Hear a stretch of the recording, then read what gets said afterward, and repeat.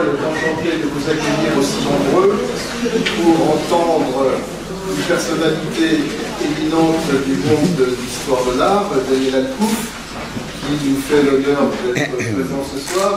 Je me demandais depuis combien de temps il n'est pas venu à l'école. Je pense que ça doit faire un bon moment. Oui, ben, je suis sorti en 62.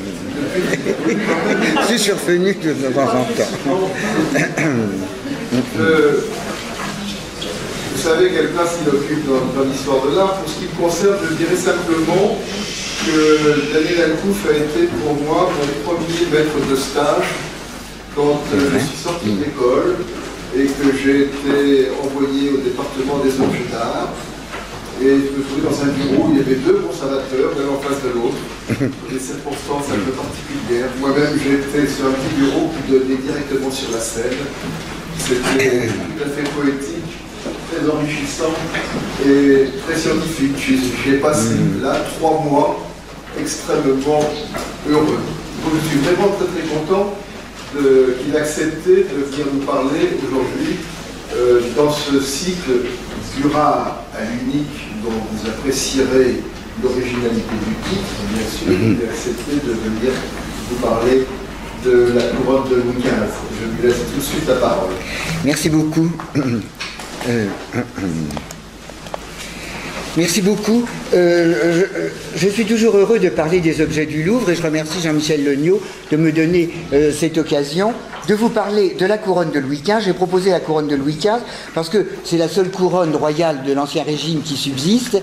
Oui, elle permet d'évoquer les autres couronnes royales et leur participation à la cérémonie du sacre. Le sacre n'est pas le roi de France ne devient pas roi grâce au sacre, il le devient grâce à la loi coutumière, mais le sacre est une cérémonie qui unit le roi à l'Église et qui en fait l'intermédiaire entre son peuple et Dieu. En fait, le roi devient quasiment un prêtre à travers cette cérémonie grâce aux onctions. Le sacre fait entrer en jeu différents objets qu'on appelle les régalias, qu'on appelait sous l'Ancien Régime les honneurs, et qui étaient conservés, comme vous savez, à l'abbaye de Saint-Denis. Ces régalias sont reproduits dans l'ouvrage consacré par Don Michel Félibien en 1706 à l'histoire de Saint-Denis, qui est illustré de 5 planches montrant les régalias qui, comme vous savez, dont beaucoup ont disparu. Je vous montre cette première planche parce qu'elle représente la couronne royale, la couronne qui couronnait le roi. Vous voyez, c'est la couronne qui est en bas à droite. C'est ce qu'on appelait sous l'Ancien Régime la couronne de Charlemagne, et c'est la couronne qui a le rôle principal au cours du sacre.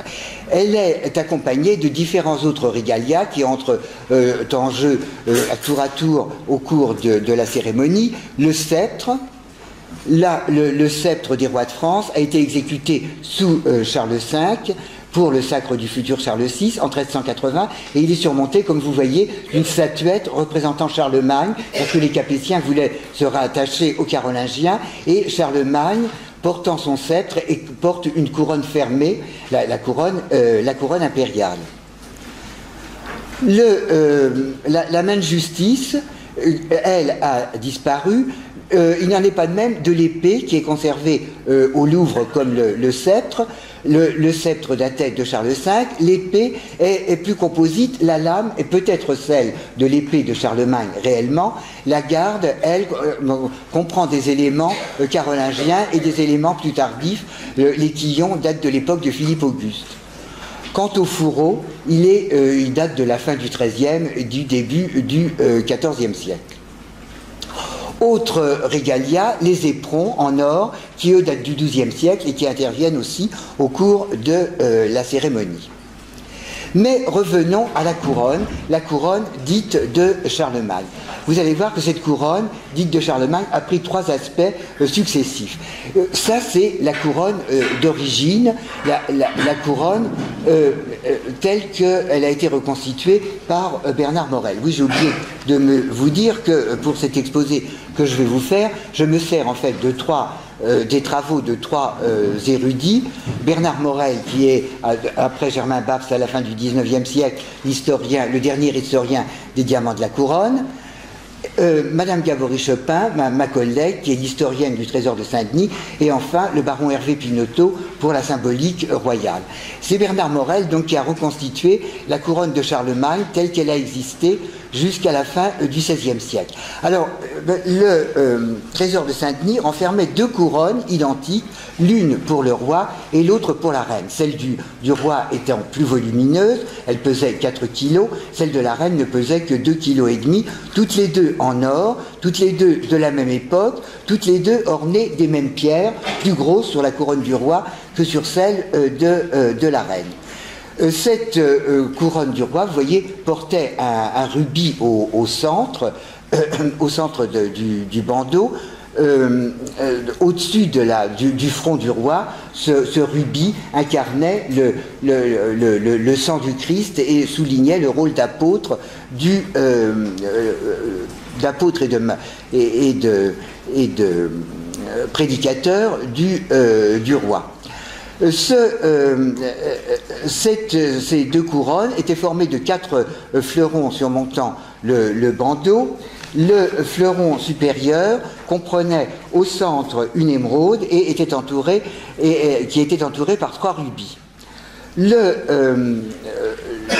Sur le bandeau, qui était formé de 4 plaques, il y avait sur chaque plaque le rubis auquel j'ai fait allusion, flanqué de 3 émeraudes et 4 saphirs aux 4 angles.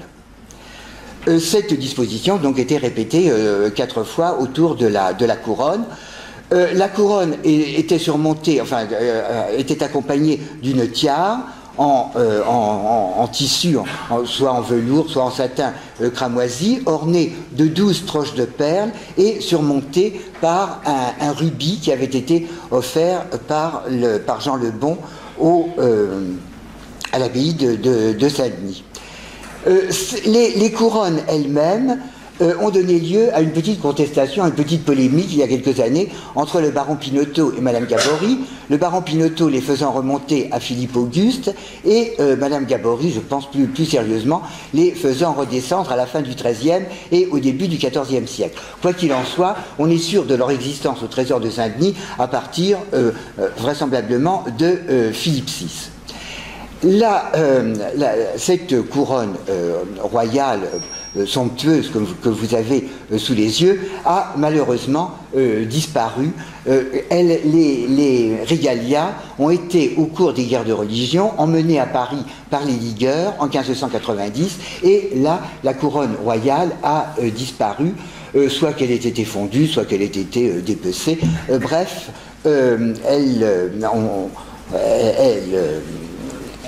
elle n'existe plus à partir de cette date-là. Et les religieux de Saint-Denis, ça c'est Madame Gabory qui s'en est rendu compte, lui ont substitué la couronne de la reine, qui était plus petite, mais qui présentait donc la même disposition. La voici telle que figurant sur un aquarelle, peinte pour l'érudit Roger de Guénière au XVIIe siècle. Cette couronne, vous voyez, est exactement semblable à celle du roi. Elle n'avait pas de tiare jusqu'à l'époque de Henri II. Henri II lui a fourni une tiare en velours rouge ornée de 4 troches de perles. Donc c'est cette couronne de la reine devenue couronne du roi par un subterfuge, par l'astuce des religieux de Saint-Denis qui n'ont pas voulu avouer que la couronne du roi avait disparu. C'est cette couronne de la reine qui va devenir la couronne royale sous les Bourbons. Elle va disparaître à la Révolution, elle sera fondue sous la Convention en 1793, mais une troisième couronne de Charlemagne apparaîtra, c'est celle qui est faite pour Napoléon. Napoléon, les Capétiens avaient voulu se rattacher aux Carolingiens, Napoléon, lui, veut se rattacher aux Capétiens, et au cours de son sacre, il a fait figurer les honneurs de Charlemagne, c'est-à-dire les régalias qu'il a fait venir du Louvre où il se trouvait à ce moment-là. Donc si vous regardez bien le tableau de David, vous voyez sur la partie gauche, parce que là le tableau n'est pas reproduit complètement, mais sur la partie gauche du tableau, vous voyez par exemple le sceptre et l'épée que je vous ai montré tout à l'heure. Napoléon s'est refait faire une couronne royale. Plus exactement, on n'a pas osé lui dire que la couronne de Charlemagne avait été fondue à la Révolution. Donc on lui a fait, Denon, directeur du Louvre, et Biennet, l'orfèvre de Napoléon, lui ont fabriqué une pseudo-couronne de Charlemagne, très astucieusement, comme vous voyez, une couronne impériale, une couronne fermée, que longtemps on a cru en cuivre doré. Alors on accusait Denon et Biennet d'avoir fait quelque chose de bon marché. En réalité, depuis l'exposition consacrée à Biennet au Louvre par ma collègue Anne Dion, on s'est rendu compte que cette couronne était bel et bien en argent doré, ce qui est tout de même beaucoup plus normal. Elle est ornée, vous voyez, de 40 camées et un taille, prélevées par Denon et Biennet également dans les collections du Louvre. Ces camées et un taille venaient en particulier du chef reliquaire de Saint-Benoît, offert au Louvre, offert à Saint-Denis, excusez-moi, par le duc de Berry en 1701. Ce buste reliquaire a disparu sous la Révolution, mais les camées et un taille, pour des raisons minéralogiques ou historiques, avaient été préservés, versés au Louvre, et donc Biennet et Denon s'en sont servis pour orner la couronne. Laquelle couronne est maintenant au Louvre. Oui, je vous montrais cette représentation de Louis XIV, parce que, en fait, la couronne de Charlemagne est très rarement représentée sur les portraits royaux, les rois préférant être accompagnés par leur couronne personnelle. Mais là, sur ce portrait de Louis XIV conservé en Belgique, vous avez la couronne de Charlemagne, c'est-à-dire la couronne de la reine, devenue la couronne du roi. Je reviens à ces problèmes de couronne personnelle. En effet, les rois se servaient de la couronne de Charlemagne pour le jour de leur sacre, mais se faisaient toujours faire des couronnes personnelles, et ceci de tout temps. Enfin, depuis le XIIe siècle, les rois se faisaient faire des couronnes, si je peux dire, à la mode, et les versaient très souvent au trésor de Saint-Denis. Du moins à partir des Bourbons. Au Moyen-Âge, ils le faisaient ou ils ne le faisaient pas, parfois ils hésitaient, parfois aussi les religieux de Saint-Denis ont fondu les couronnes royales quand ils avaient besoin d'argent. De telle sorte que au XVIIe siècle, il n'y avait plus de couronne médiévale à Saint-Denis. Du moins de couronne ayant appartenu à un roi. Il y avait la couronne de Jeanne d'Évreux tout de même. Mais les rois se faisaient donc faire des couronnes personnelles. On en a là, je vous disais, depuis le XIIe siècle, au Moyen-Âge, ils s'en faisaient faire une seule. À partir du XVIe siècle, ils s'en sont fait faire deux, une en argent doré et une en or. Le premier cas étant celui de Henri II, qui s'est fait faire une couronne particulièrement somptueuse, dont on a la description dans le cérémonial français. Le roi mit sur sa tête, alors après, à la fin de la cérémonie du sacre, ces couronnes se substituaient à la couronne royale trop lourde à la fin de la cérémonie, après la communion. Le roi mit sur sa tête une couronne qu'il avait fait faire et étoffée des joyaux ébacs de ses coffres, sur laquelle il y avait 4 grandes tables de diamants, dans lesquelles étaient les plus grandes et spacieuses qui aient jamais été vues.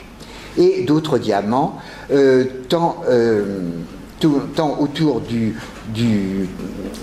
tant au cercle du tour qu'à la clôture qui la faisait impériale.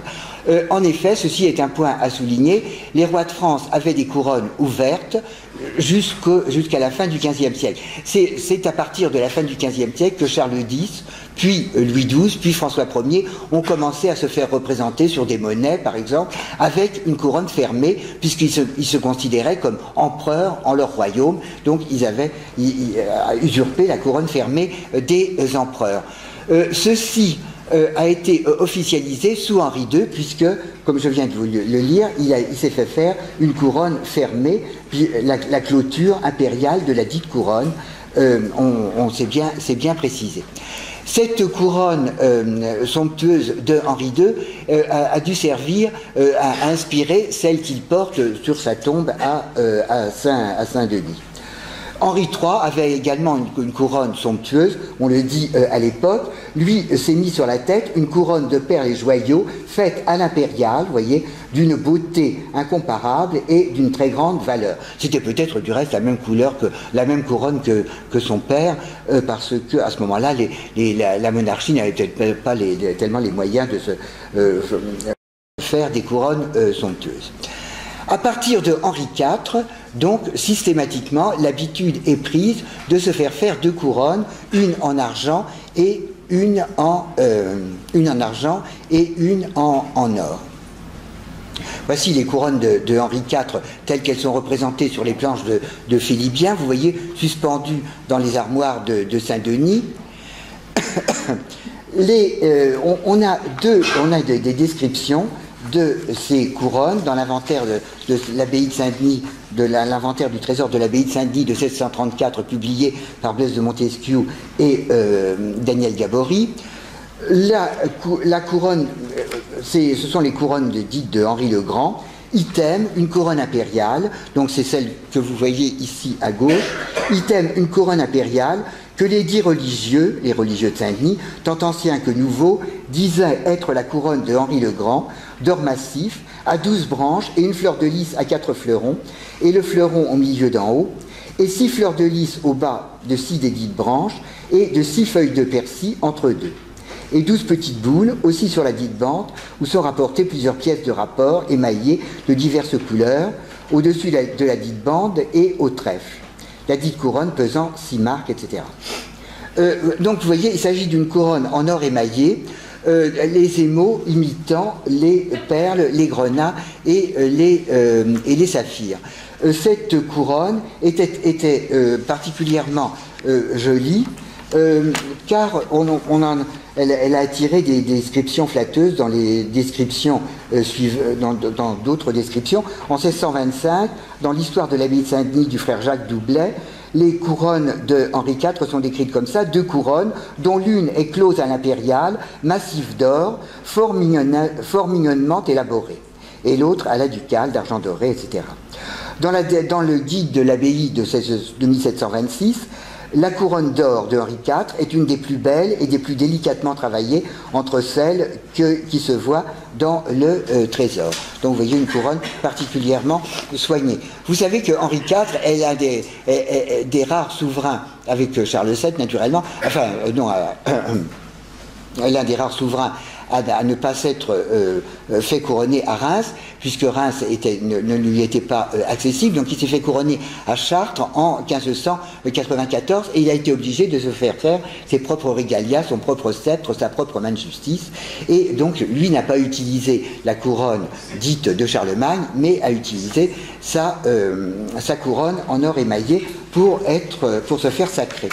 La couronne en vermeil que vous avez sur la droite est décrite de la façon suivante. Item, une autre couronne d'argent vermeil doré non fermée. Vous voyez, c'est curieux, il n'a pas osé faire une seconde couronne impériale. Item, une autre couronne d'argent vermeil doré non fermée que les dits religieux tant anciens que nouveaux ont dit être la couronne de Henri le Grand, qui est à 6 fleurons et 6 feuilles de persil et à 12 demi-pommes, etc., etc. Et cette couronne, le roi l'a portée donc pendant toute la journée du sacre, après la communion et pendant tout le festin qui a suivi. Voici du reste une description, une autre aquarelle, une autre représentation de la couronne de Henri IV. C'est une aquarelle faite pour l'érudit Montfaucon au XVIIIe siècle. Là, vous voyez bien que les émaux, que les arceaux sont en or sans émail, alors que les émaux sont concentrés sur le bandeau et tendent à imiter donc les perles et les pierres précieuses dont Henri IV ne disposait pas. Voici maintenant les couronnes de Louis XIII que l'on retrouve décrites dans l'inventaire de 1634. Couronne du roi à présent régnant, item, une autre couronne impériale d'or que les dits religieux ont dit être la couronne du roi à présent régnant, laquelle est fermée à 12 branches au-dessus,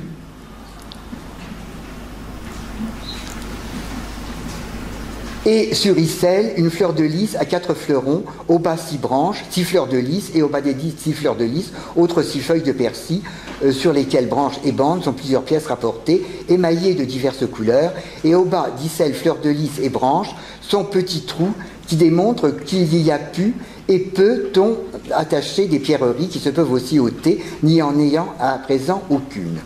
Que les dits religieux sur ce hanki ont dit n'y en avoir eu. En effet, Louis XIII s'est fait faire une couronne en or émaillé. Alors je ne sais pas de laquelle des deux il s'agit, parce que vous voyez, elles sont tout à fait parallèles. Il s'est fait faire une couronne en or émaillé, mais avec possibilité d'y mettre de vraies pierres. Les deux couronnes ont été exécutées par un orfèvre parisien qui s'appelait Aubin du Carnois, et c'est cet Aubin du Carnois qui est allé les apporter à Reims au moment du sacre de Louis XIII en 1610, et qui a attaché à ce moment-là les pierres sur la couronne en or émaillé. Après le sacre, il les a détachées et il les a remportées à Paris où elles ont trouvé d'autres emplois. C'est amusant que les trous aient été remarqués par les rédacteurs de l'inventaire de 1634, et les religieux, eux, évidemment, n'avaient jamais vu la couronne avec des pierres, puisque elle n'en a eu que le jour du sacre. Alors l'autre couronne est la couronne en argent doré, item, une autre couronne impériale d'argent vermeil doré, que les dits religieux ont dit être aussi du roi Louis à présent régnant, fermée et de même façon que la dessus dite ci-dessus décrite, sans aucune pièce de rapport, n'y ayant aucun trou à mettre pierrerie. Alors ces deux couronnes ont été remises après le sacre de 1610 à l'abbaye de Saint-Denis. Louis XIV, alors voici une représentation de l'une des deux couronnes de Louis XIII, ça vous donnera un aspect plus concret de ce qu'étaient ces couronnes. C'est la couronne en bronze qui orne le buste en bronze de Louis XIII par Bordoni, qui est conservé au Louvre. Nous passons maintenant aux couronnes de Louis XIV, qui a été sacré en 1654, Félibien en 1706. Vous voyez qu'elles sont très proches de la même inspiration que celle de Louis XIII. Celle de gauche est celle en argent doré, et celle de droite est celle en or émaillé, les mailles servant à rendre des pierres précieuses factices. Après le sacre, le festin achevé, la reine, Anne d'Autriche, fit donner aux religieux de Saint-Denis le manteau royal, la tunique, la dalmatique, les bottines et les deux couronnes nouvelles, l'une d'or et l'autre de vermeil, qu'ils remportèrent avec les autres ornements royaux qu'ils avaient apportés de Saint-Denis. Ce qu'il faut noter sur ces couronnes françaises, leur particularité, c'est que vous voyez, elles sont toujours surmontées d'une fleur de lys, alors que les autres couronnes des souverains européens et celles faites pour Napoléon, que je vous ai montré tout à l'heure, sont surmontées d'un globe crucifère. Voici Louis XIV, par Rigaud en 1701, flanqué, vous voyez, de sa couronne en or. Et alors là, il porte le sceptre de Charles V, de Henri IV, vous voyez le sceptre en vermeil de Henri IV, et en revanche, il a l'épée du sacre, il a l'épée dite de Charlemagne. Comme dit Baron Pinotto, ce portrait est un peu un pot pourri. Nous passons maintenant au vif du sujet, au petit Louis XV que vous voyez là avec le régent sur ce tableau qui est conservé à Versailles. Il y a une scène amusante qui est racontée par un religieux de Saint-Denis dans un manuscrit conservé aux Archives nationales qui sous-entend qu'on a peut-être essayé de coiffer Louis XV avec les couronnes de ses prédécesseurs ou que du moins on a fait toutes sortes d'essais. Le maréchal de Villeroy, le gouverneur du roi, me dit de mettre la couronne de Henri IV sur la tête du roi, du petit roi, ce que je fis, la soutenant toujours, craignant qu'elle ne plaisât à sa majesté, étant trop grande. Donc on a essayé la couronne de Henri IV. Le père trésorier mit sur sa tête celle de Louis XIII, qu'elle trouva trop petite. Je lui mis ensuite celle de Louis XIV, qui convenait mieux. Je mis ensuite sur sa tête la couronne de Charlemagne, qui pesait à 2,5 kg, qu'elle trouva bien pesante. Ensuite, on essaya la couronne d'argent de Louis XIII, qu'elle trouva trop petite, et celle de Louis XIV, trop grande. Effectivement, Louis XV avait 12 ans, l'année de son couronnement en 1722. Louis XIII a été couronné à 10 ans, et Louis XIV à 16 ans. Donc c'est normal qu'il ait trouvé la couronne de Louis XIII trop petite et la couronne de Louis XIV trop grande. Quoi qu'il en soit de ces essais, on a fait à Louis XV une nouvelle couronne personnelle, enfin 2 nouvelles couronnes personnelles, dont l'une particulièrement somptueuse.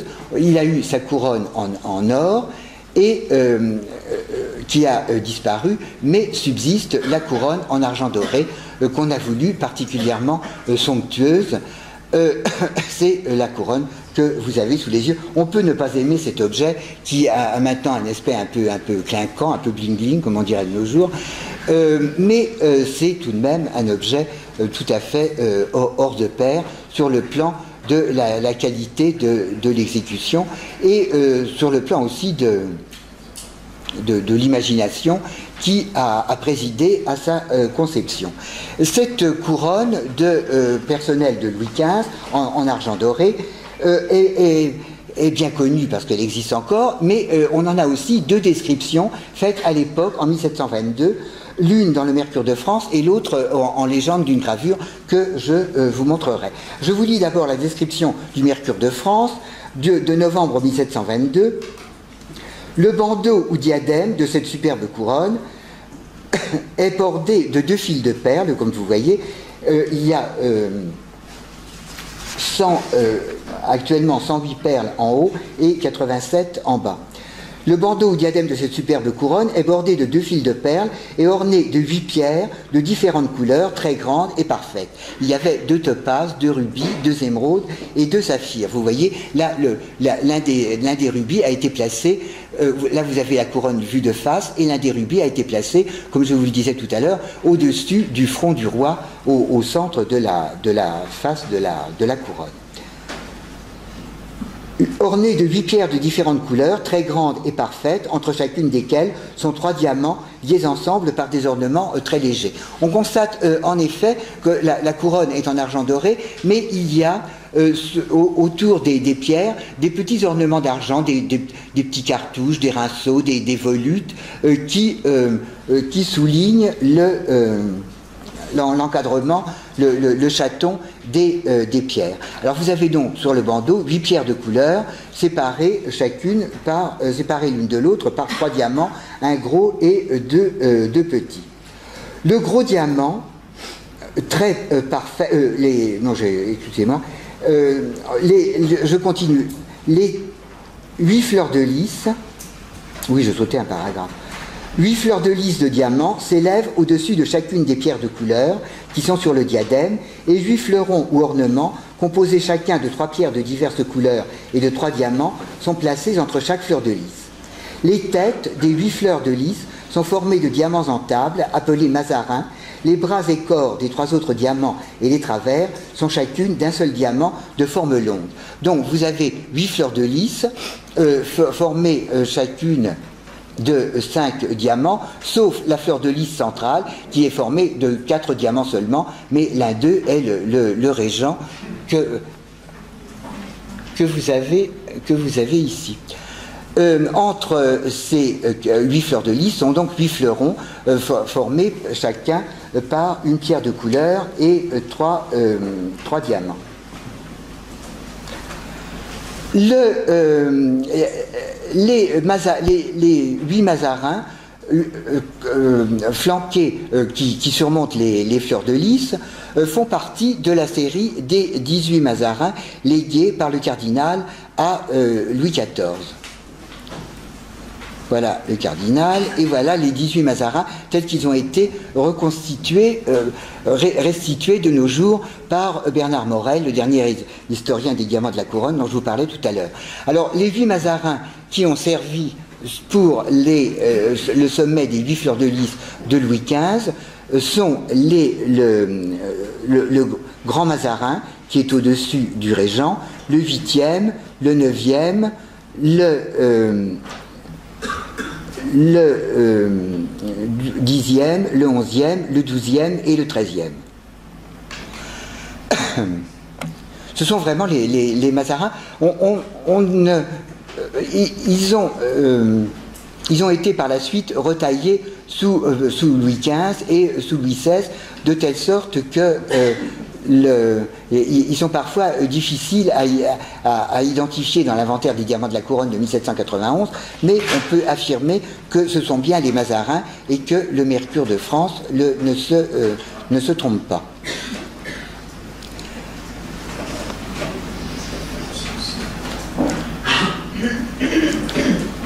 Excusez-moi.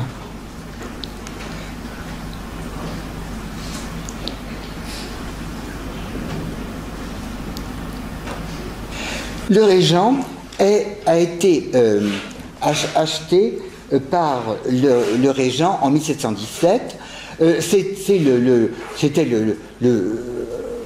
le plus beau diamant du monde, on peut le dire en toute simplicité, par son éclat, par sa blancheur. Il n'a que deux petites glaces minuscules, mais qui sont totalement invisibles à l'œil nu. C'est un diamant d'une qualité éblouissante. C'est aussi un chef-d'œuvre de taille. Vous savez qu'il a été trouvé dans les Indes, dans les dernières années du XVIIe siècle. Il a été acheté par Thomas Pitt, qui l'a fait tailler à Londres, et c'est un chef-d'œuvre au point de vue de la taille. Et après l'avoir fait tailler, Pitt a essayé de le vendre. Louis XIV l'a refusé parce que c'était trop cher. C'est finalement le régent qui l'achète, peut-être conseillé par Saint-Simon. Enfin, Saint-Simon se vante beaucoup d'être intervenu dans l'achat du régent. En tout cas, il donne le prix exact et on voit bien qu'il était au courant. Simplement, il a cru que le régent achetait une pierre brute, alors que la pierre était déjà taillée à ce moment-là. Quoi qu'il en soit, le régent a fait cette acquisition extraordinaire et le diamant qu'on appelait le millionnaire jusqu'alors s'est appelé le régent à partir de ce moment-là. Je continue la description du mercure. Le gros diamant très parfait, pesant 547 grains, c'est-à-dire 140 carats, appelé le régent, acheté pour le roi par M. le duc d'Orléans, sert à former le corps et la traverse de la fleur de lys devant de la couronne. Oh.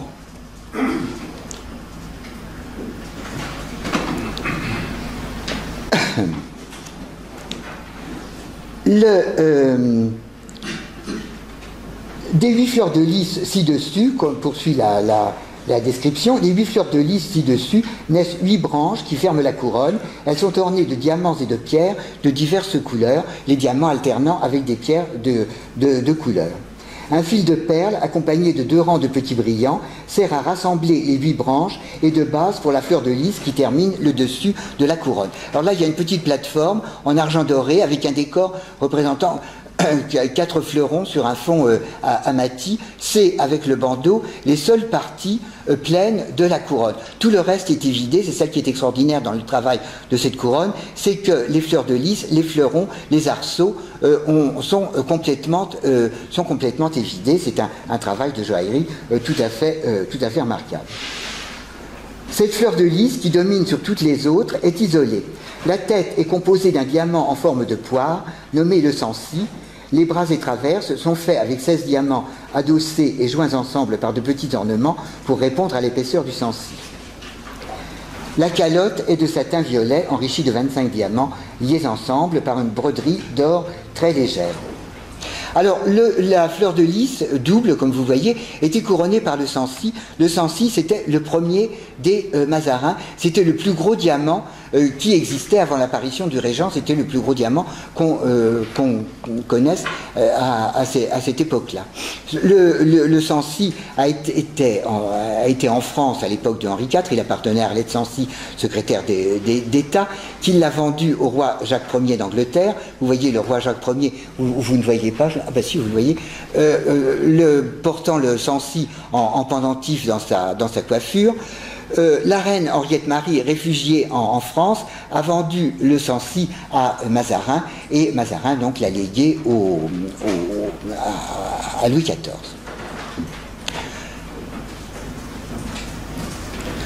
Toutes les pierres qui ornaient la couronne, évidemment, avaient d'autres usages, avaient eu bien avant d'autres usages, et avaient d'autres usages à l'époque où la couronne a été exécutée. On les a dessertis des parures sur lesquelles elle figurait pour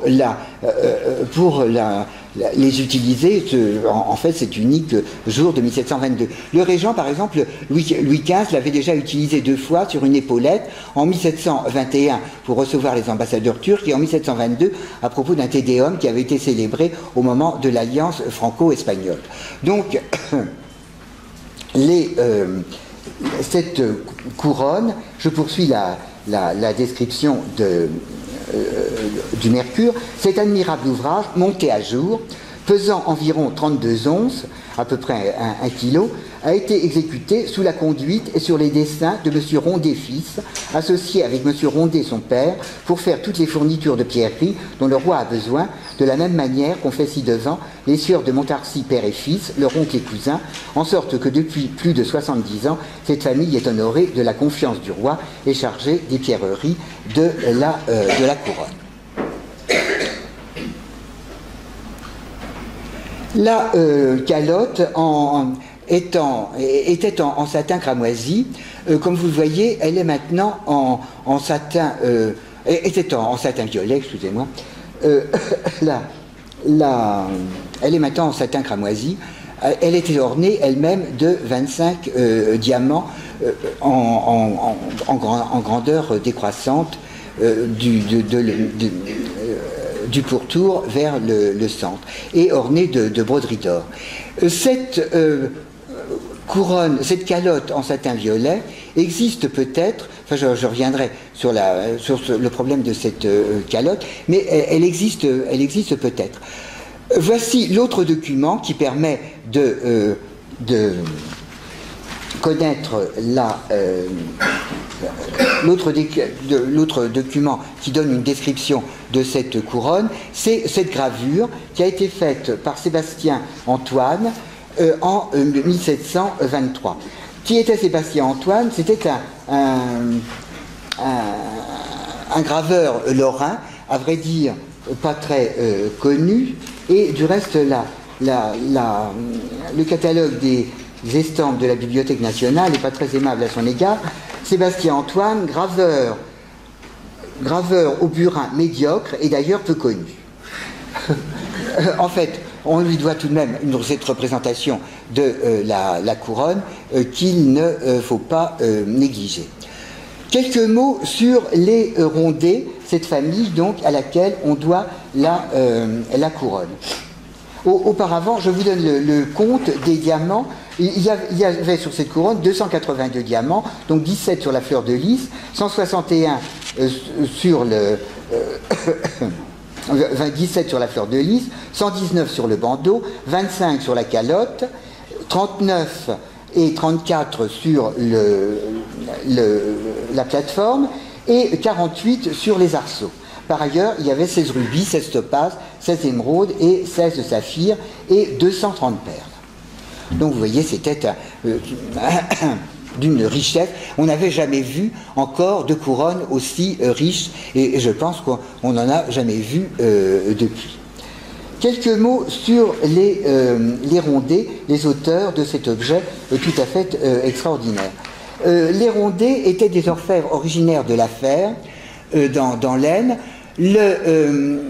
et ils étaient apparentés avec Texier de Montarcy, qui donc a été nommé, qui avait un logement au Louvre et qui a été le joaillier et le garde des pierreries de Louis XIV.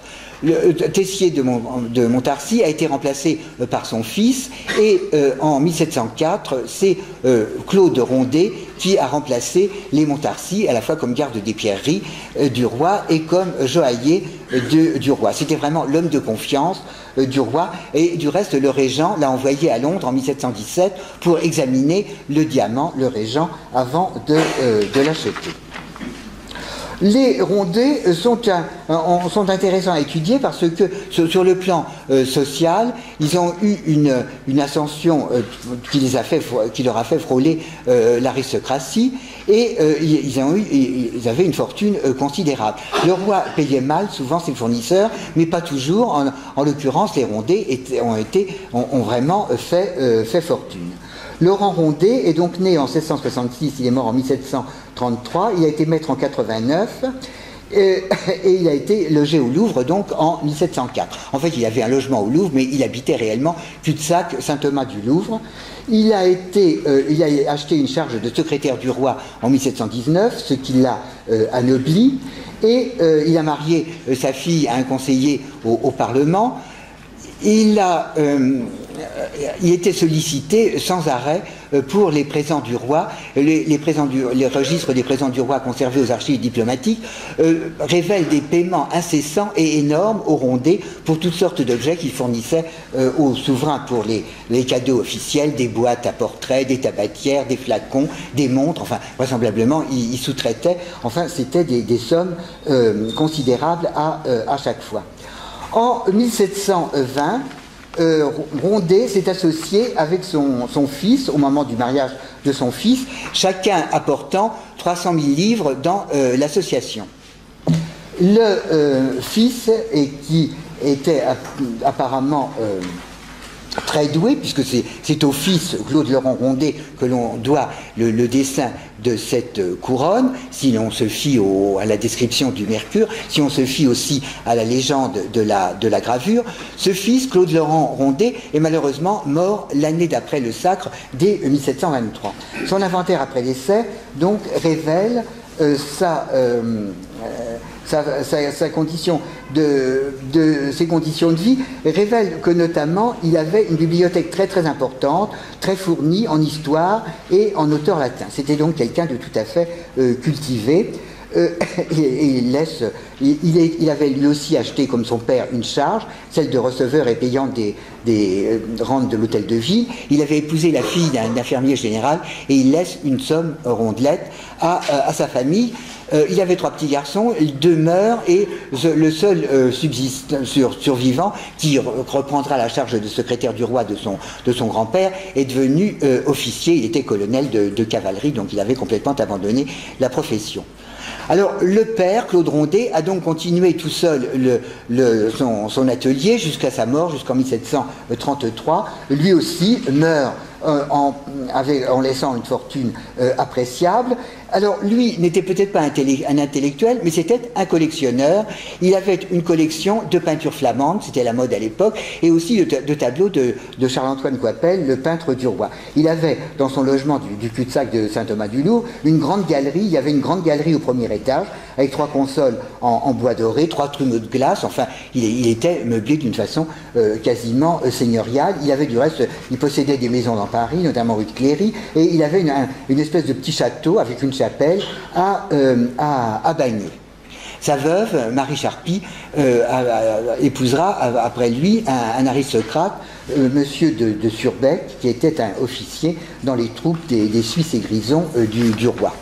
Alors Claude Rondet, après la mort de son fils, a employé son neveu, Claude Dominique Rondet, qui prendra sa succession comme joaillier du roi en 1734, et il sera remplacé en 1757 par Jacquemin.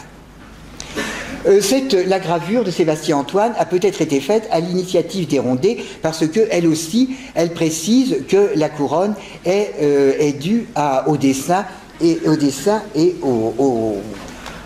au talent des Rondet. Cependant, il y a un autre personnage dont il faut aussi tenir compte. Je vous montre ce dessin qu'a publié monsieur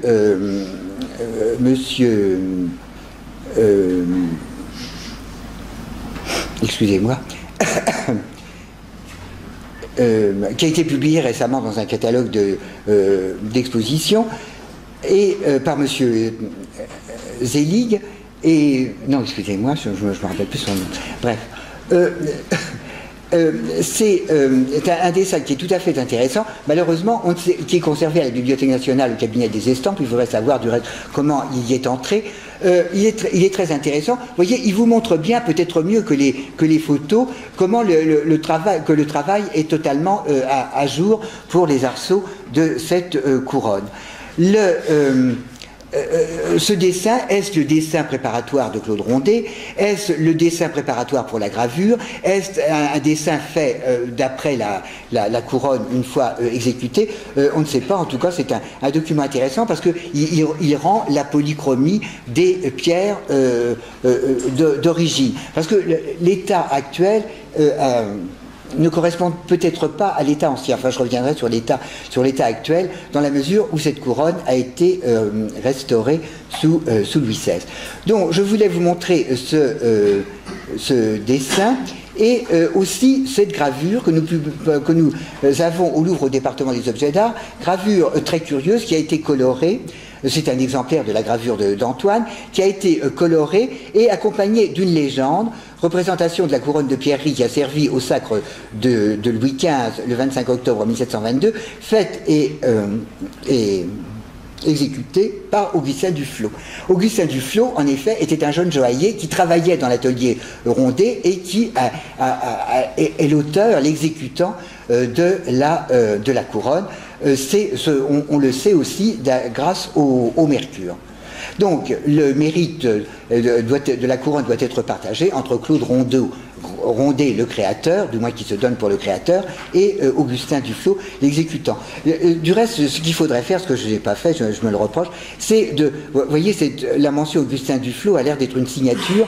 En fait, il faudrait trouver au milieu un document concernant Augustin Duflot et comparer les signatures pour voir si ce document bénéficie d'un autographe de Duflot lui-même.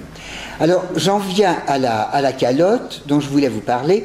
Vous voyez, la calotte actuelle est une calotte en satin cramoisi qui était très usée. Donc, nous l'avons fait restaurer en 1987. Alors, enfin, elle était un peu fatiguée. Et à notre grande stupeur, sous la calotte en cramoisi actuelle, on a découvert une calotte en satin violet sur laquelle des trous ont prouvé que les pieds des pierres avaient été cousus et qui est ordée des mêmes broderies que la calotte en satin cramoisi. Donc, est-ce que c'est la calotte d'origine? Pourquoi a-t-elle été cachetée? Pourquoi a-t-elle été remplacée par la calotte cramoisi actuelle? On ne sait pas. D'où vient cette calotte cramoisi? Peut-être de la couronne d'or de Louis XV, car on sait par les inventaires de Saint-Denis que la couronne d'or de Louis XVI avait une calotte cramoisie. Donc peut-être que la couronne d'or de Louis XV également.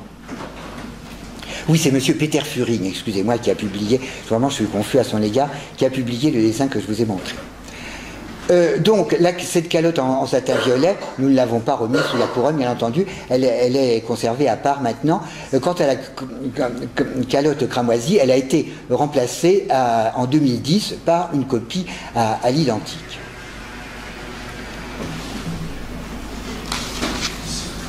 Cette couronne de Louis XV, après le sacre, elle a été donc versée au trésor de Saint-Denis, enfin quelques années après, en 1729. Entre-temps, bien entendu, on avait remplacé les pierres par de la verroterie. En fait, les diamants sont en cristal de roche, et les pierres de couleur sont en verre. C'est ce qui donne cet aspect clinquant actuel à la couronne. Donc les pierres ont été remplacées, la couronne a été versée au trésor de Saint-Denis en 1729, elle a été restaurée, comme je vous l'ai dit, sous Louis XVI, elle devait être abîmée, enfin bref, il y a un joaillier de l'époque de Louis XVI, Michel Maillard, qui l'a restaurée, il dit dans sa facture qu'il a resserti 300 chatons, donc peut-être ne les a-t-il pas tous mis à la même place, c'est pourquoi on ne peut pas être sûr que la couronne dans son état actuel soit l'exacte réplique de la couronne d'origine. Alors, quel rôle a joué cette couronne dans le sacre de Louis XV? Là, nous sommes bien renseignés, car le duc d'Aumont, premier gentilhomme de la Chambre, a eu l'idée de commander un reportage sur ce sacre. Il a envoyé à Reims, là je vous montre l'exemplaire du musée Gulbenkian, il a envoyé à Reims un peintre champenois qui s'appelait Pierre Dulin, et qui a fait des croquis, grâce auxquels on a pu exécuter toute une série de gravures représentant les différentes phases de la cérémonie et aussi les différents costumes des participants. Ce livre du sacre, le sacre de Louis XV, roi de France et de Navarre, à l'église de Reims, dans l'église de Reims, le dimanche 25 octobre 1722, comprend 72 planches qui sont évidemment absolument passionnantes. Alors voici l'entrée de Louis XV à Reims, la veille de son sacre, et le lever de ce petit garçon de 12 ans, le matin du sacre. Vous voyez, il est entouré de son gouverneur, du gentilhomme de la Chambre, des maréchaux de France aussi, qui vont porter justement les régalias. Il revêt à son lever une tunique, une espèce de soutane en drap d'argent. Et il se dirige vers la cathédrale où va avoir lieu le sacre. Alors Saint-Simon, qui n'avait pas voulu y aller, qui a empêché les ducs et pairs d'y aller, n'y sont allés que les ducs qui avaient une charge à la cour et qui étaient absolument indispensables. Les autres se sont abstenus, faisant la tête au régent, se sont abstenus de paraître à cette cérémonie. Et Saint-Simon dit « Le désordre du sacre fut inexprimable et son entière dissonance avec tous les précédents. » Il faut dire que, en fait, en réalité, le sacre s'est très bien passé, mais Saint-Simon est furieux parce que le cardinal Dubois, Premier ministre, avait introduit toutes sortes des représentants, des conseillers d'État, des maîtres des requêtes, des secrétaires du roi, toutes gens qui n'avaient pas participé au sacre précédent, ce qui a évidemment fortement déplu à Saint-Simon. Alors voici la cathédrale de Reims, très décorée de tapisseries, comme vous voyez. Là, les régalias sont disposés sur l'autel. Alors il y a donc sur l'autel les trois couronnes, la couronne de Charlemagne, ancienne couronne de la reine, la couronne en or de Louis XV et la couronne en argent doré, couverte de pierres, que nous avons commentée. Les régalias interviennent les uns après les autres, donc d'abord les éperons. Le roi est entouré de 12 pairs, 6 pairs laïques, le duc de Bourgogne, qui est représenté par le régent duc d'Orléans, le duc de Normandie, le duc d'Aquitaine, le comte de Toulouse, le comte de Flandre, le comte de Champagne, tous sont représentés par les autres princes du sang, et 6 pairs ecclésiastiques, l'archevêque de Reims, les évêques de Laon, de Châlons, de Langres, de Noyon et de Beauvais.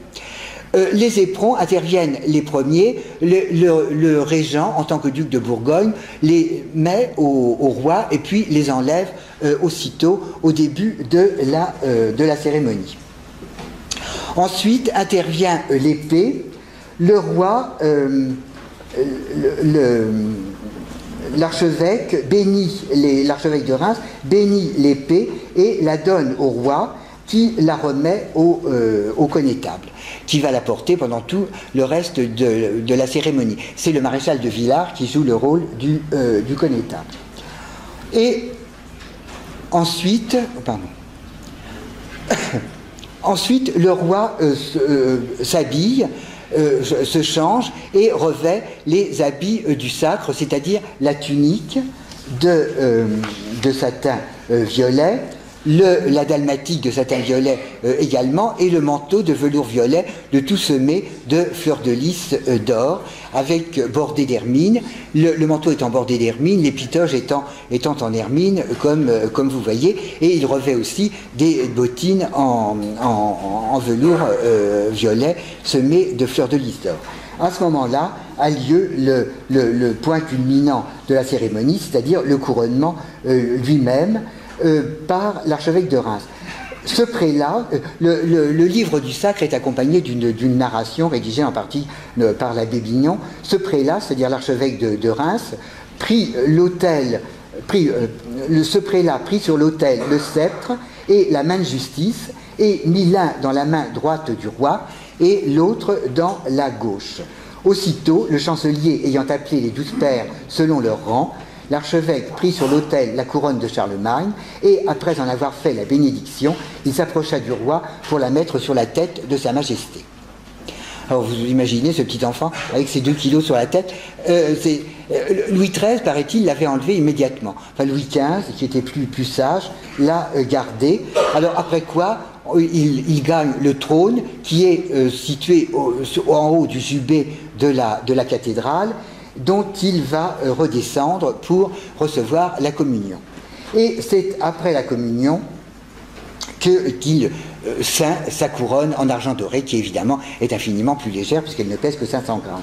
Après que le roi eut rempli ce saint devoir, nous dit le commentaire du livre du sacre, après que le roi eut rempli ce saint devoir, c'est-à-dire que le roi eut communié, l'archevêque mit sur la tête de sa majesté une couronne enrichie de pierreries et plus légère que la couronne de Charlemagne, que le maréchal d'Estrée remit sur un carreau pour la porter devant le roi dans les cérémonies suivantes.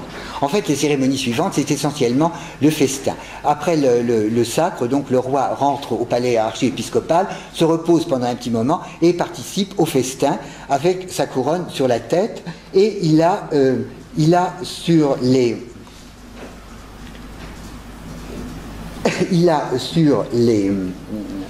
sur sa table, d'un côté la couronne de Charlemagne et de l'autre le sceptre et la main de justice.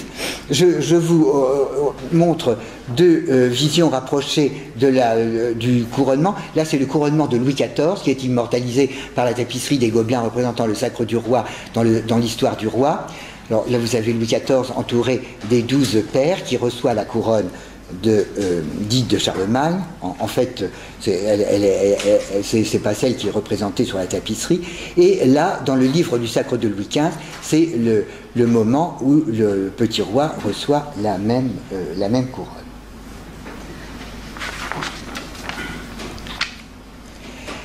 Cette couronne, elle réapparaît parfois sur les portraits de Louis XV, comme ici sur le portrait de Karl Van Loo en 1748. Elle apparaît aussi sur ce portrait de Louis XVI peint par Duplessis, qui se trouve à Versailles en 1764. La couronne de Louis XV donc, est restée au trésor de Saint-Denis jusqu'à la Révolution. Toutes ces autres couronnes royales que je vous ai montrées tout à l'heure ont été fondues par la Convention en 1793, sauf celle-ci, peut-être parce que justement il y avait les pierres. C'est Bernard Morel qui suggère ça, parce que, comme vous savez, les diamants de la couronne avaient été volés en septembre 92. En 93, ils n'avaient pas encore été tous retrouvés, donc on a gardé la couronne peut-être pour avoir des exemples de certaines pierres qui manquaient encore. Donc la couronne a été épargnée. Elle a été versée ensuite au cabinet des médailles, puis au garde-meubles, et enfin, en 1852, au musée des souverains, fondé par le prince-président au Louvre, où elle est restée. Cette couronne a une importance artistique considérable parce que elle a été à la source de toutes les couronnes créées pour les souverains français par la suite. Mais auparavant, on en a fait une copie pour le roi de Portugal. Et c'est Duflot, justement le même Augustin Duflot, qui en a été chargé, comme on l'apprend par le Mercure. Non, par le journal de Paris. Non, par le Mercure, excusez-moi. Le Mercure de décembre 1723, il était donc resté, il avait reçu le titre d'orfèvre joaillier du roi, mais il était resté chez les Rondet, et du reste il n'a été reçu maître que l'année d'après, que 2 ans après, en 1725. Donc en décembre 1723, le Mercure nous dit, le sieur Duflot, orfèvre joaillier du roi, qui avait mis en œuvre la couronne qui a servi au sacre de Sa Majesté. Donc on ne dit pas que c'est lui qui l'a dessiné, mais c'est lui qui l'a mis en œuvre. Donc c'est bien, on considère bien qu'il a exécuté, et dont nous avons donné la description en novembre 1722, vient de faire chez M. Rondet, joaillier ordinaire du roi, pour le roi de Portugal, c'est-à-dire Jean V, une couronne sur le même modèle et précisément dans les mêmes dimensions, le tout exécuté en pierre fausse, en observant la couleur et la grosseur des pierres. Ce qui fait un excellent morceau que quantité de curieux ont été voir. On avait du reste exposé aussi la couronne de Louis XV, et Barbier, dans son journal, raconte qu'il était allé la voir et qu'il en avait été ébloui.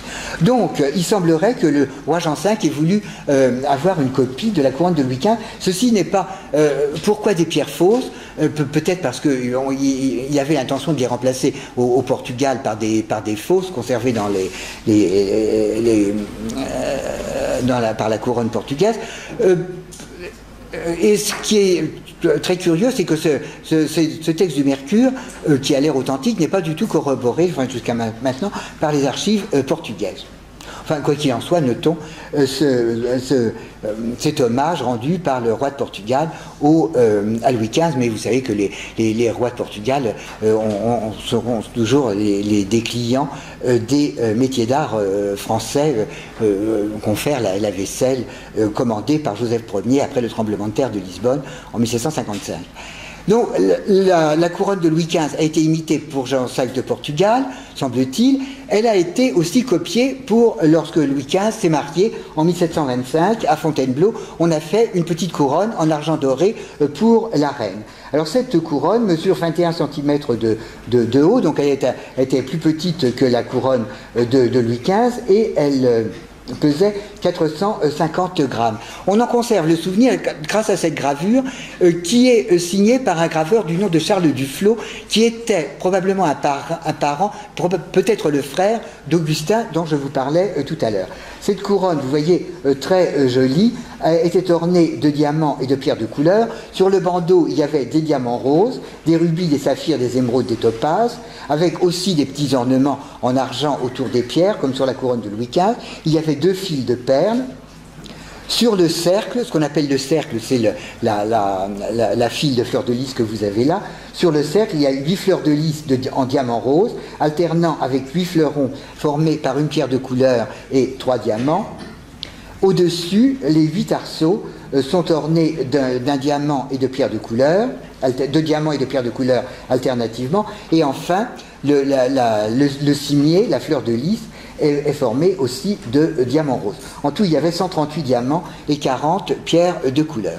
Cette couronne, on la trouve sur certains portraits de la reine, comme son portrait par Van Loo du Louvre que vous avez ici.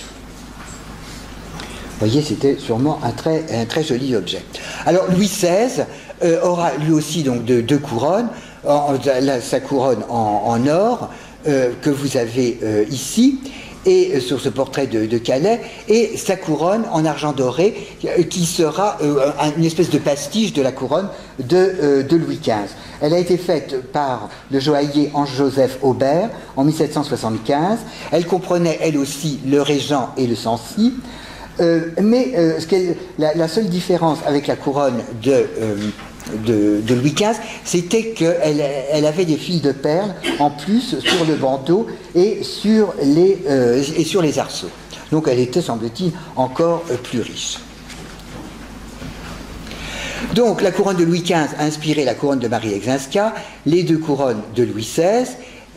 Voici la couronne en or du roi, donc un détail du tableau de Calais, et plus tard celle de Charles X. Alors la couronne de Charles X était aussi tout à fait riche, mais elle n'était ornée que de saphir et de diamants. Vous voyez, elle aussi a des arceaux couverts de pierres précieuses. La couronne de Louis XV est la première couronne sur laquelle les arceaux aient été couverts de pierres précieuses d'une façon, première couronne, d'une façon tout à fait absolue. Je ne l'ai peut-être pas assez souligné. Donc les couronnes suivantes que je vous ai montrées et celles de Charles X reprennent ce même principe des arceaux exécutés en pierres précieuses. Alors cette couronne avait d'abord été exécutée en 1820-1821 pour Louis XVIII qui définitivement n'a pas voulu se faire sacrer, il était trop handicapé. Donc quand Charles X est devenu roi, il a voulu lui naturellement se faire sacrer, ça a été le dernier sacre royal en 1825. Et il a fait transformer la couronne. La couronne avait été exécutée par la maison Babst, qui était à ce moment-là joaillier de la couronne. Elle a été créée, dessinée par Jacques Évrard Babst et exécutée par Frédéric Babst, qui a été le chef des ateliers. Donc ils ont modifié cette couronne pour Charles X. Leur facture refait une grande partie de la couronne royale pour la réduire dans toutes ses proportions, remonter plusieurs fois la couronne ainsi que la calotte de velours violet pour l'essayer à Sa Majesté. Cette couronne comportait un bandeau orné uniquement de saphir, 8 fleurs de lys en diamant et 8 fleurons avec des saphirs, 8 arceaux ornés de 4 saphirs et 4 diamants, 8 fleurs sous la fleur de lys, 8 fleurs formées par un saphir entouré de diamants et la fleur de lys surmontée, comme vous voyez, par le régent. Cette fois, le régent avait changé de place. Alors cette couronne de Charles X a malheureusement disparu. En fait, elle a survécu jusqu'à la vente des diamants de la couronne de 1887 et à ce moment-là, Germain Babst, le descendant de la famille Babst, l'historien des diamants de la couronne, a voulu la sauver. Il est intervenu les pierres avaient été démontées naturellement et réutilisées. Germain Babst est intervenu pour dire pour la racheter et proposer de remplacer les pierres qui en avaient été enlevées par des copies et ensuite la donner au Louvre, qui aurait été une très bonne idée. Malheureusement, la proposition de Babst n'a pas été acceptée et la couronne a été cassée donc, au moment de la vente. Alors, quelques autres vues de cette couronne, fastueuse, comme vous voyez. Voici Charles X avec le sceptre et la main de justice.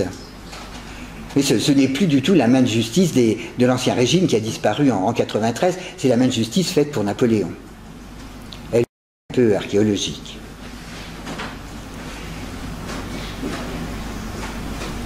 Enfin, la couronne de Louis XV a été jusqu'à inspirer les couronnes de Napoléon III et de l'impératrice Eugénie. Ces couronnes il y en a eu deux séries, si je puis dire, 2 faites en 1853 au moment de l'avènement de Napoléon III et du mariage, et c'est celle que vous avez ici, et 2 faites en 1855 au moment de l'exposition universelle où Napoléon III a voulu éblouir le monde entier en remontant les diamants de la couronne et à cette occasion en les utilisant notamment pour se faire des nouvelles couronnes. Alors vous voyez que la couronne de Napoléon III était surmontée, la première était surmontée du régent. Alors, les couronnes de Napoléon III et de l'impératrice Eugénie de 1855 avait le modèle que vous avez sous les yeux. Celle de Napoléon III était plus grande naturellement et elle a disparu au moment de la vente de 1887. Dans la vente, il ne subsistait plus que le globe crucifère. La couronne de l'impératrice Eugénie a subsisté, bien que faite avec des diamants de la couronne. Elle a été rendue à l'impératrice en compensation de saphir que Napoléon III avait donné à la collection des diamants de la couronne. De telle sorte que la couronne de de l'impératrice subsiste. Alors vous voyez qu'elle aussi, c'était un objet magnifique, c'est l'un des plus beaux objets du monde à mon avis, sinon plus beau. Elle porte, les arceaux sont alternativement des aigles magnifiques, ciselés par les frères Fanière, mais alternativement des arceaux couverts de diamants, comme l'étaient ceux de la couronne de Louis XV. Donc vous voyez que cette couronne a eu toute une postérité. Je vous remercie de m'avoir accompagné. J'espère que vous n'êtes pas là de voir des couronnes. En fait, je voudrais au moins obtenir que vous retourniez voir au Louvre cette couronne de Louis XV. Oui, j'oubliais de vous dire que l'étui en maroquin rouge de la couronne de Louis XV, ça me donne l'occasion de vous le dire, subsiste également, mais je n'en avais pas de photo. Que vous retourniez au Louvre voir cette couronne qui à son époque a été un objet absolument inouï. Je vous remercie beaucoup.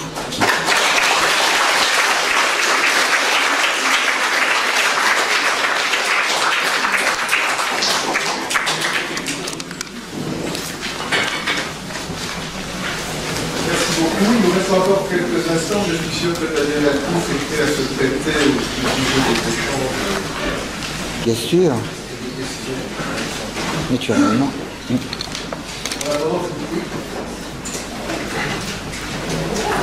Dans les couronnes, vous avez dit que les couronnes pour la reine. Oui. Et là, pour l'impératrice Eugénie, parce que le reste sont des paroles, il n'y a pas eu deux couronnes pour l'impératrice Eugénie? Ah non. Non, à ce moment-là, il n'y avait plus qu'une seule couronne. Le principe des deux couronnes s'est arrêté à la Révolution. Il n'y a pas eu de... vous voulez dire... Oui, il y a eu une couronne en 1853 et une en 1855, oui. Celle de 1853 a disparu, quand on en a refait une autre.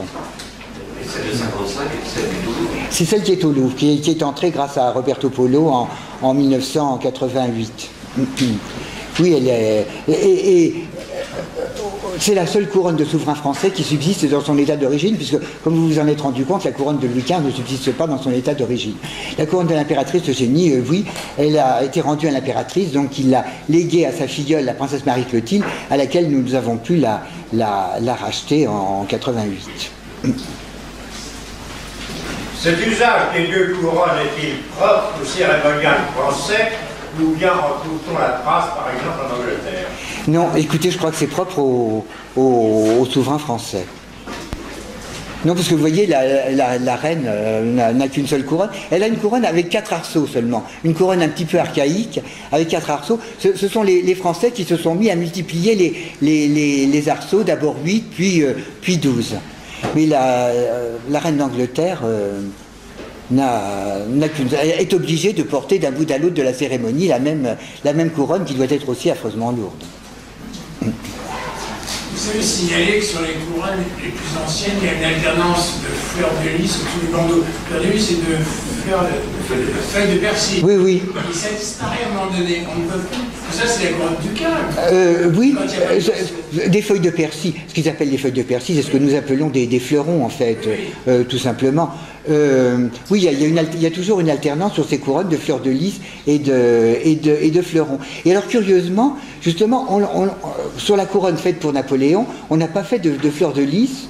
Il a peut-être pu s'étonner qu'il n'y ait pas de fleurs de lys sur la couronne de Charlemagne, enfin sur la couronne royale française, mais on a évité ça, on a fait des palmettes. Et pour quelle raison la couronne de Louis XV a-t-elle échappé à la vente de 1887? Ah, parce qu'elle était au Louvre. Elle était au Louvre. C'était un objet de musée. Elle faisait plus partie des diamants de la couronne, puisque elle est retournée elle avait été attribuée à Saint-Denis. Donc je vous ai dit, elle est passée aux médailles, puis au garde-meuble, puis au Louvre. Elle avait échappé à la collection des diamants de la couronne, Dieu merci. Donc on a dit que le fait d'être au Louvre l'a rendue inatteignable. Ah oui. Oui, les diamants de la couronne, à ce moment-là, étaient conservés au ministère des Finances, après la chute de Napoléon III. Et puis, de toute façon, on n'en aurait pas tiré grand-chose, étant donné que c'était un squelette en argent doré. De toute façon, la vente des diamants de la couronne n'a pas rapporté grand-chose. L'État n'a pas vendu pour rapporter pour gagner de l'argent. Du reste, l'État a vendu par haine de la monarchie, par peur que la monarchie ne revienne. Mais la vente a été faite à perte parce que les parures ou les pierres isolées ont été achetées par des joailliers qui se sont entendus entre eux, et finalement l'État a gagné 6 millions de francs, je crois, mais enfin, bref, pas du tout ce qu'on attendait.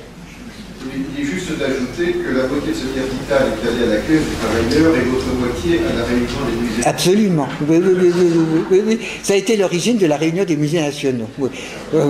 Ça, il faut se reporter au travail de notre consoeur, Madame Calu. En dehors du couronnement proprement dit, le roi avait l'occasion de porter l'obligation non, si ce n'est pour poser. On la leur apportait pour leur portrait, vous voyez, mais ils n'avaient pas d'autre occasion de la porter, non. C'était vraiment un objet qui ne servait que le jour du sacre. Alors, pour leur portrait, ou bien le peintre allait à Saint-Denis faire un croquis, ou bien on le lui apportait. On apportait au peintre les régalias. Il y a même une protestation contre Calais qui avait abîmé le manteau du roi qu'on lui avait prêté pour faire le portrait de Louis XVI. Donc les peintres n'étaient pas toujours très soigneux. Est-il exact que plusieurs des gemmes qui étaient sur la couronne des rois venaient d'Anne de Kiev? Ah oui, c'est un rubis. Oui, le rubis Anne de Kiev a, semble-t-il, disparu, mais pendant longtemps il a passé pour être porté sur la couronne de Charlemagne. Oui, oui, c'est un rubis qui a existé, qu'Anne de Kiev a apporté de Russie, mais qui malheureusement est tombé dans l'anonymat. Tandis que lorsque la Convention a fondu la couronne des reines depuis la couronne des rois, ils ont gardé les pierres. Qui aurait été gardé. Ah bah oui. Non. Certaines des pierres qui figuraient sur la couronne des reines seraient au cabinet de minéralogie où ça aurait été. Oui, elles ont rejoint les diamants de la couronne. Oui. Mais elles n'auraient pas été vendues parce qu'elles n'étaient pas comprises dans la vente. Elle a été volée dans le code du garde-meuble. Ah non, pas du tout. Elle n'était pas au garde-meuble, elle était toujours à Saint-Denis. Elle était à Saint-Denis. Au moment, en 92, elle était à Saint-Denis. En 93, elle est venue à Paris avec les autres objets du trésor de Saint-Denis qu'on voulait fondre. Et c'est à ce moment-là qu'elle a été, retirée, enfin... on lui a évité la fonte parce que je vous disais que les pierres, les fausses pierres qui l'ornaient pouvaient servir de modèle, pouvaient servir à retrouver les vrais. C'est pour ça qu'elle a été épargnée, enfin on pense ceci. Et d'autre part, il y a d'autres objets qui ont été épargnés comme le sceptre, le sceptre, les éperons, enfin quelques objets qui ont été épargnés comme témoignages historiques de première importance. Non, l'épée, oui exactement, l'épée de Charlemagne. Non, on a mis de côté pour le muséum des objets importants, mais on en a laissé disparaître d'autres, comme justement la couronne de Charlemagne. Et quelle est la première couronne à calotte? Ça, c'est au 14e. Et celle dont vous nous avez montré le dessin au début, elle a déjà une calotte. Oui. Il y a beaucoup de similitudes iconographiques avec celle de oui, mais si on enlève la calotte, c'est une couronne ouverte. Oui, mais ça donne l'impression. Ouais. Ça ressemble à une tiare. Ça ressemble à la forme de la tiare.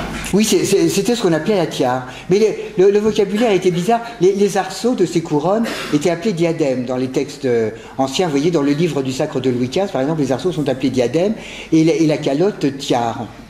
Les termes ont parfois changé de sens. Et Duflo, c'est un étrange personnage. C'est Duflot, Augustin Duflot. Oui. On le confond avec Claude Augustin Duflot, qui est graveur.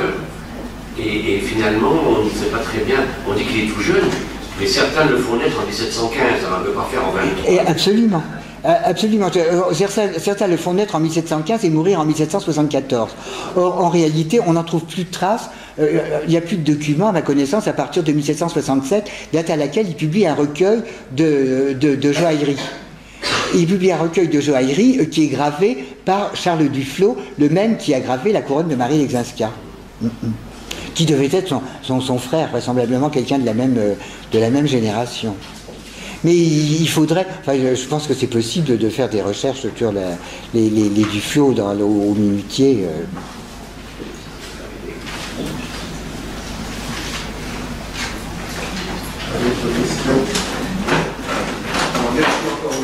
Je vous en prie, merci à vous.